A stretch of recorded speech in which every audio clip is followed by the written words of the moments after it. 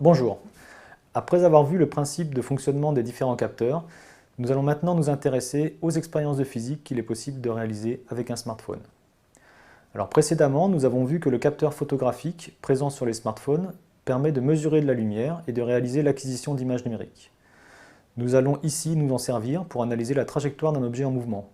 Nous allons voir comment réaliser ce type d'étude en analysant, par exemple, la trajectoire parabolique d'une balle lancée par un opérateur telle que celle observée sur la vidéo suivante. La mesure repose sur l'acquisition d'une vidéo de l'objet en mouvement. On voit ici l'enregistrement du lancer d'une balle de tennis. L'analyse de la trajectoire peut se faire assez simplement à l'aide d'une application de suivi de trajectoire, ou motion tracking en anglais, qui permet de pointer sur chaque image de la vidéo la position de la balle. Alors pour cela, il est tout d'abord nécessaire d'étalonner l'image, comme on le voit ici, afin de pouvoir convertir la position de l'objet en mètres.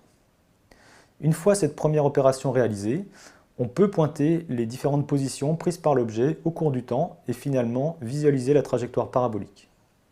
Alors on voit ici la prise de données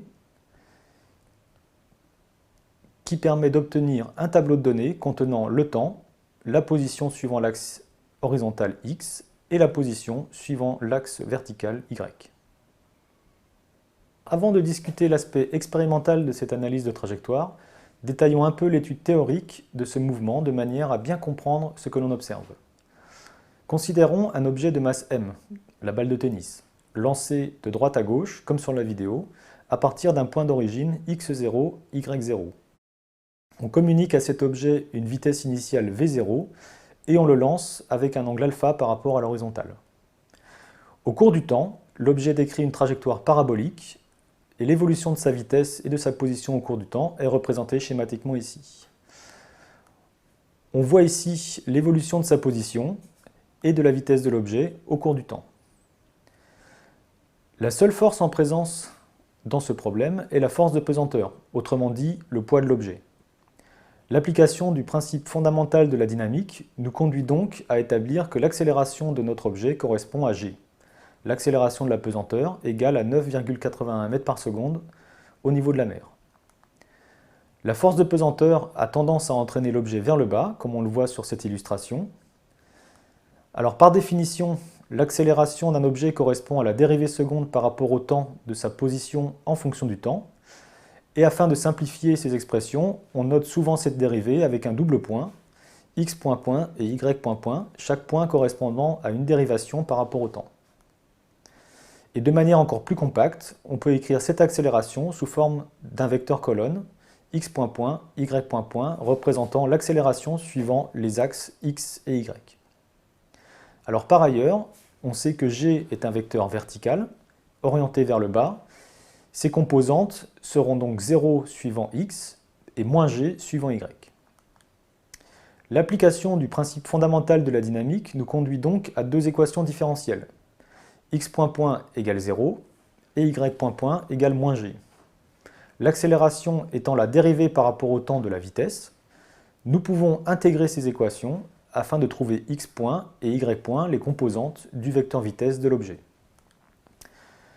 X point point étant égal à 0, on peut déduire que x point est une constante. Par conséquent, la vitesse suivant x étant constante en tout point de la trajectoire, elle est égale à la composante du vecteur vitesse à l'instant initial t égale 0, qu'on appelle v0x.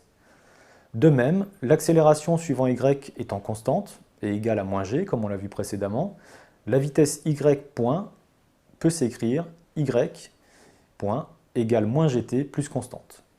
Les conditions initiales nous permettent de déterminer que la vitesse suivant y est égale à v0y à t égale 0, la constante ici est donc égale à v0y.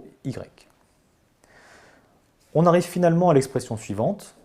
Pour le vecteur vitesse, on remarquera que v0x et v0y peuvent s'exprimer en fonction de la norme du vecteur v0 et de l'angle alpha de la manière suivante.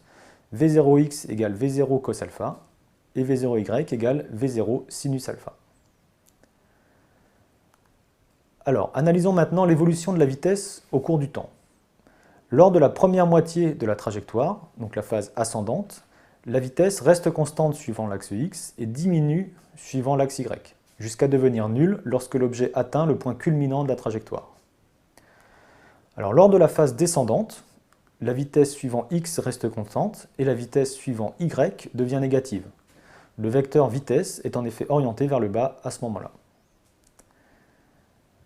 L'équation de la trajectoire est déterminée en intégrant une fois de plus les équations.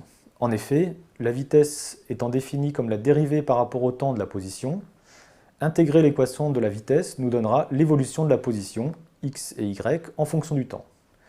Nous pourrons ainsi en déduire l'expression de y en fonction de x. Cette intégration par rapport au temps nous conduit à l'expression suivante pour le vecteur OM.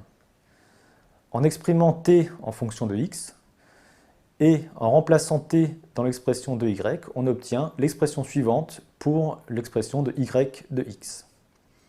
On observe bien une équation du type y égale ax carré plus bx plus c, représentant une courbe parabolique.